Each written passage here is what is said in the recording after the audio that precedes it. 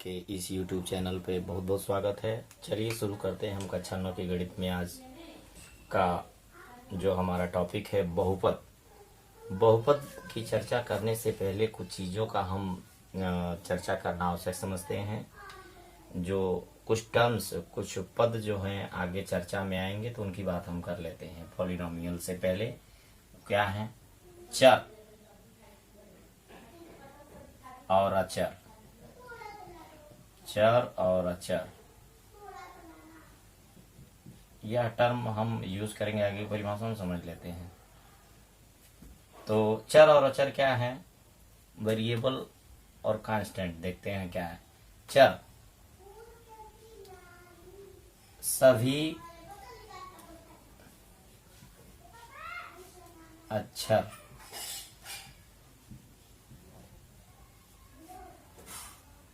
जो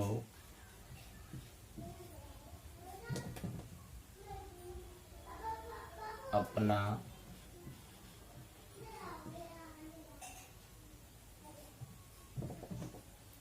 कोई स्थिर मान न रखते हो, कोई स्थिर मान न रखते हो, जो कोई स्थिर मान न रखते हो उन्हें चर कहते हैं। यानी चर ऐसे अक्षर होते हैं जिनका मान नियत नहीं होता है, उनका मान अलग अलग हो सकता है। जैसे उदाहरण के तौर पे हम समझना चाहते हैं, जैसे यहाँ पर देखें कि यहाँ लिखा है यक्स ऋण 4 बराबर 0। यहाँ यक्स बराबर 4 हो गया। अगले सवाल में अगर कुछ और लिखा हो, जैसे यहाँ पे लिखा है 2x माइनस 1 बराबर 0, यहाँ यक्स का मान 1/2 हो जाएगा। तो यक्स का मान यहाँ नियत नहीं है, यक्स का मान यहाँ स्थिर नहीं, यक्स का मान अलग अलग जगहों पे अलग अलग हो जाएगा। तो यक्स का मान नियत नहीं हो रहा है, नियत नहीं हो रहा। अतः यक्स एक चर है। अर्थात ऐसे सभी अक्षर जिनका मान कहीं निर्धारित न हो, अलग अलग मान वो प्राप्त करते हों। यानी चर हमेशा अलग अलग मान ग्रहण कर सकते हैं, लेकिन अक्षर स्थिर होता है। अब अचर क्या है? अचर लेकिन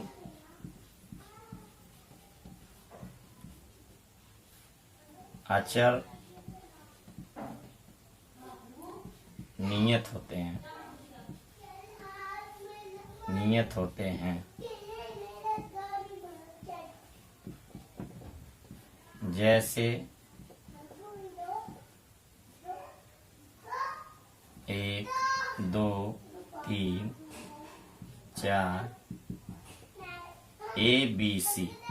ABCD अंग्रेजी की प्रारंभिक अक्षर जो है इनको गिनती में ही माना जाता है, पर ABC का मतलब ये होता है 1 2 3 ऐसे कहते हैं। तो ये नियत होते हैं। तो ये हमारा चर और अचर की जो भी अक्षर XYZ लिए जाते हैं, इनका कोई नियत मान नहीं होता है। ये अलग अलग प्रश्नों में कुछ भी मान पा जाते हैं, इनका मान बदलता रहता है। तो इसलिए ये चर हैं और 1 2 3 ये अचर हैं। अब आगे जो हमारा प्रश्न आएगा वो होगा बीजीय व्यंजक, अलजेब्रिक एक्सप्रेशन। बीजीय व्यंजक, बीजीय व्यंजक, अलजेब्रिक एक्सप्रेशन, बीजीय व्यंजक। बीजीय व्यंजक है चर और अचर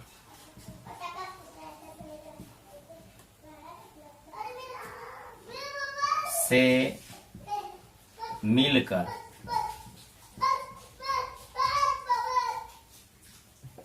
चर और अचर से मिलकर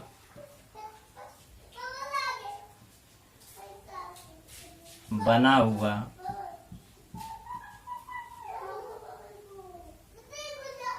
हुआ गणितीय संक्रिया आधारित पद, गणितीय संक्रिया आधारित पद, गणितीय संक्रिया। ये गणितीय संक्रिया क्या मतलब? प्लस, माइनस, गुणे और भाग से गणितीय संक्रिया। मूल रूप से इन्हीं की बात कर रहे हैं। बना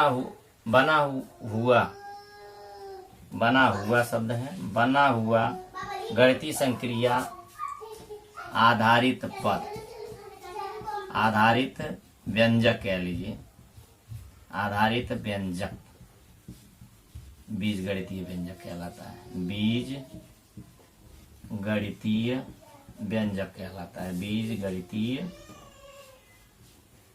व्यंजक यानी बीजीय व्यंजक, किसी को कह सकते हैं बीजीय व्यंजक, जिसमें बीज गणित के चर और अचर मिलकर बनते हैं बीज गणितीय व्यंजक, या इसी को बीजीय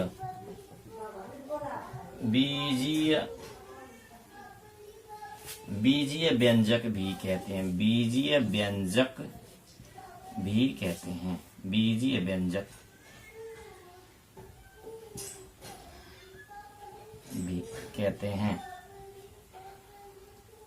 बीजीय व्यंजक कहते हैं। सीधे सीधे भी शब्द का कोई मतलब नहीं है, कहते हैं।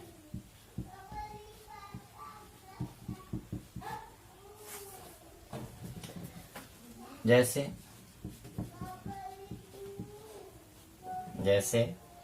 यहाँ पे 5x plus 3 ax square plus 2x plus 1 आदि, ये हमारे 3 बीजीय व्यंजक हैं। बीजीय व्यंजक के बाद ये 3 हमारे बीजीय व्यंजक हैं।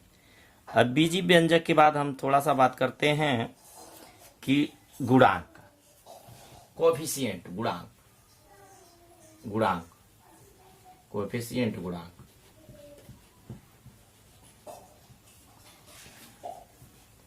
तो चर के साथ शामिल अचर, चर के साथ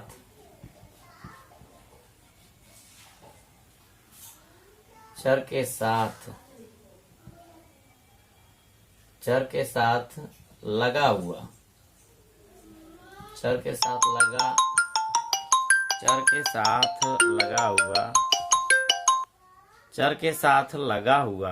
बीजीय व्यंजक, चर के साथ लगा हुआ अचर, बीजीय व्यंजक नहीं सॉरी, चर के साथ लगा हुआ अचर उसका गुणांक कहलाता है। चर के साथ लगा हुआ अचर उसका गुणांक कहलाता है। गुणांक कहलाता है।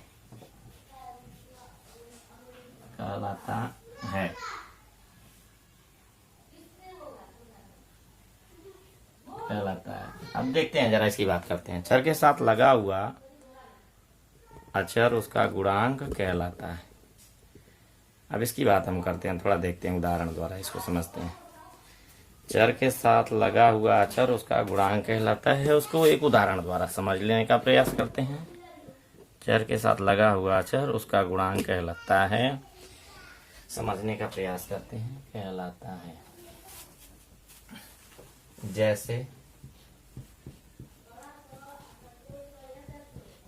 जैसे x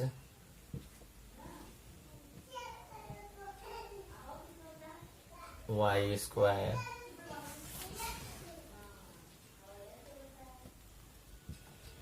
इन दोनों का गुणांक,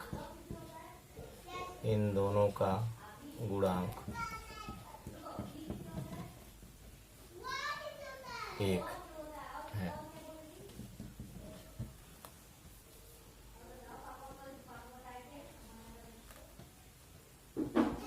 x 2x प्लस 3 में x का गुणांक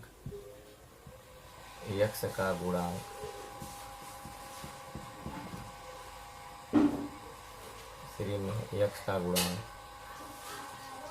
2 है। 2x+3 में x का गुणांक 2 है।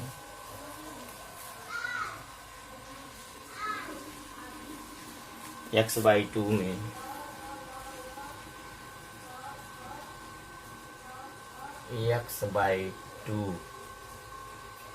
x/2 में x का गुणांक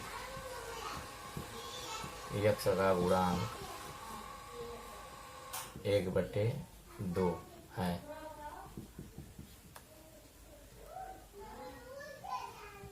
ax² plus bx plus c में ax² plus bx plus c इस बीजी व्यंजक में यहाँ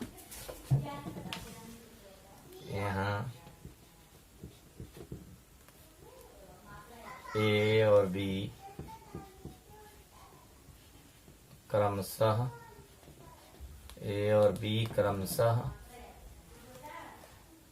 x² तथा x के गुणांक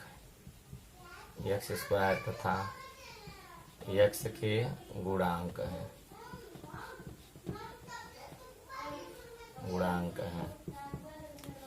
साधारण भाषा में हम ये कह सकते हैं, बिल्कुल सरल भाषा में, सरल शब्दों में ये कह सकते हैं कि अक्षर के साथ यानी चर के साथ जो भी अंक, दृश्य अंक यानी जो दिखाई देने वाला अंक को गुणा किया गया हो, वह या तो नहीं दिखाई दे रहा है तो उस स्थिति में एक हमेशा बीजीय चर में बीजीय व्यंजक का गुणांक होता है। तो यहाँ जो है बहुपद के लिए परिभाषा लिखते हैं कि बहुपद यानी पॉलिनोमियल को p से डिनोट करते हैं, p से प्रदर्शित करते हैं। px को बहुपद बोला जाता है। इसका मतलब है कि p पॉलिनोमियल बहुपद है। p एक बहुपद है जो x चर के रूप में है, जिसके गुणांक a0 a1 a2 इसी तरह से एंड सो ऑन an तक हो।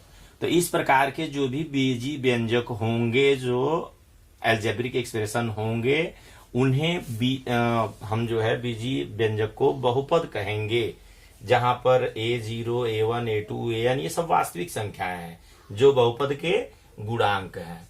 दूसरे शब्दों में हम ये कह सकते हैं कि बहुपद, हम अथवा उसको ये कह सकते हैं कि बहुपद जो एक तरह से होते हैं, बहुपद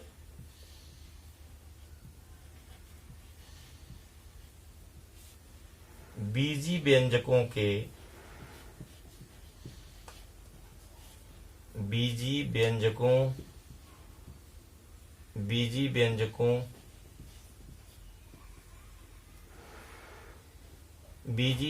ऐसे व्यंजकों को न कह करके और आसानी से मैं कह सकते हैं कि बहुपद जो होते हैं बीजी चरों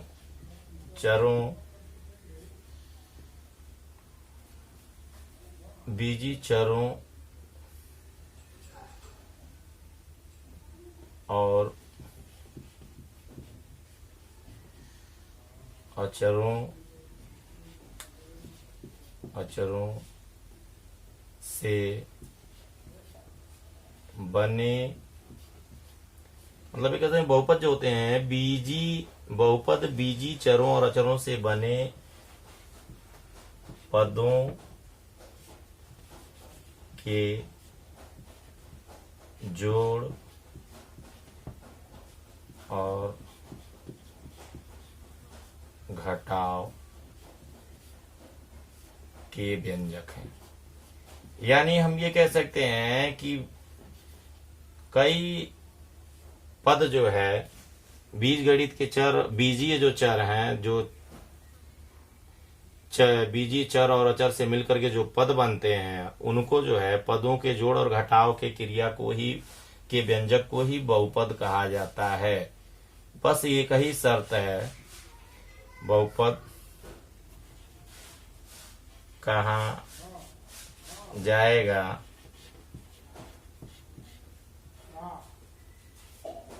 बशर्ते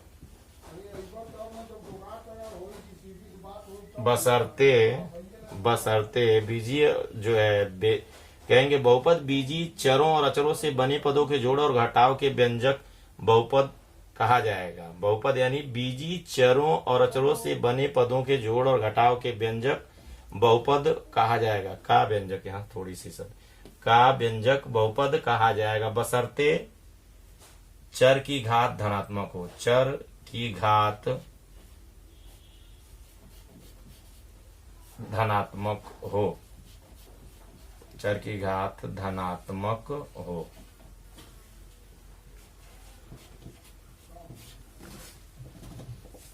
तो कुछ शर्तें इसकी पॉइंट हैं, अब आगे फिर इस पर हम चर्चा। बहुपद होने की शर्त, बहुपद होने की क्या क्या शर्तें हैं, बहुपद कैसे पहचानेंगे बहुपद है कि नहीं। बहुपद होने की शर्त,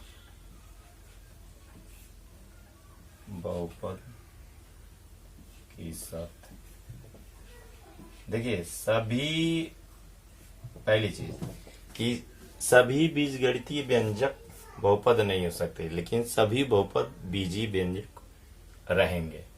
क्यों? क्योंकि पहली शर्त है बहुपद की कि घात केवल धनात्मक हो, केवल धनात्मक पूर्णांक हो, केवल धनात्मक पूर्णांक वास्तविक संख्या हो, केवल धनात्मक पूर्णांक हो, वास्तविक संख्या हो। ठीक है, घात केवल धनात्मक पूर्णांक हो।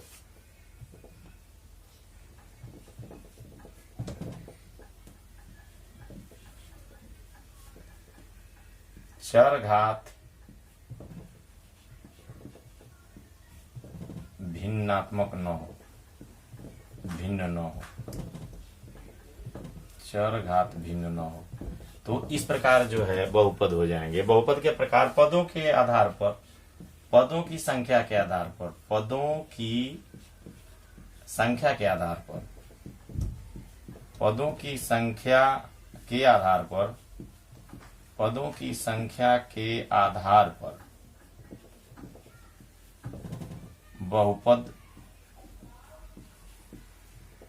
मुख्य रूप से कई प्रकार के हो सकते हैं। जैसे बहुपद, पदों की संख्या के आधार पर बहुपद के प्रकार कर देते हैं। जैसे एक पदीय बहुपद, मतलब इसमें एक ही पद होगा, एक पदीय बहुपद। एक पदीय बहुपद में कोई भी बीजगणितीय चिन्ह, जैसे जोड़ या घटाव का बीजीय व्यंजक बनाने के लिए कोई भी बीजगणितीय चिन्ह नहीं होगा, चर होगा, उसका गुणांक हो सकता है। जैसे यक्स है, यक्स स्क्वायर है, 3x है, ये जो है ये हमारे बीजीय व्यंजक तो हैं, एक पदीय बहुपद भी हैं। दो पदी, द्विपदी, द्विपदी मतलब नाम से स्पष्ट है, द्विपदी बहुपद यानी इसमें दो पद होगा।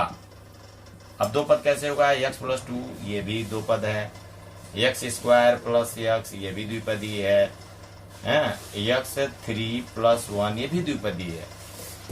त्रिपदी, इसी तरह से तीन पद होंगे तो उन्हें त्रिपदीय बहुपद कहा जाएगा। त्रिपदी बहुपद, तीन पद वाले बहुपद त्रिपदी बहुपद कहलाएंगे। जैसे हमारे पास ax² + bx + c है, ठीक है, और ax² - 7x + 1 लिख दिया, ये हमारे त्रिपदी बहुपद हैं। अब घात, बहुपद की घात, बहुपद की घात, इसको जानते हैं कि बहुपद की घात क्या होती है। बहुपद की घात यानी हमारे दिए गए बहुपद, बीजीय व्यंजक जो बहुपद है उसका जो सबसे बड़ी घात होगी, बहुपद के चर की सबसे बड़ी घात ही बहुपद चर की सबसे बड़ी घात, चर की सबसे बड़ी घात वही जो है बहुपद घात कहलाती है। सबसे बड़ी घात, सबसे बड़ी घात बहुपद घात कहलाती है, बहुपद घात कहलाती है।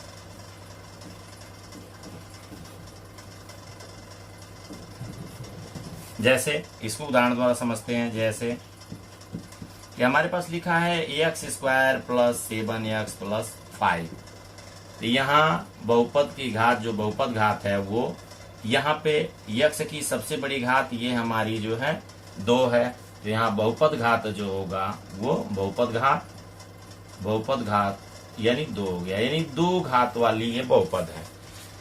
तो इसी तरह से अब जैसे यहाँ यक्ष लिखा हो तो यक्ष यानी कि एक घात इसका है, ये लिखा मतलब दिखाई दे या न दे, इसको हम एक घात बहुपद कहेंगे, एक घात बहुपद कहेंगे।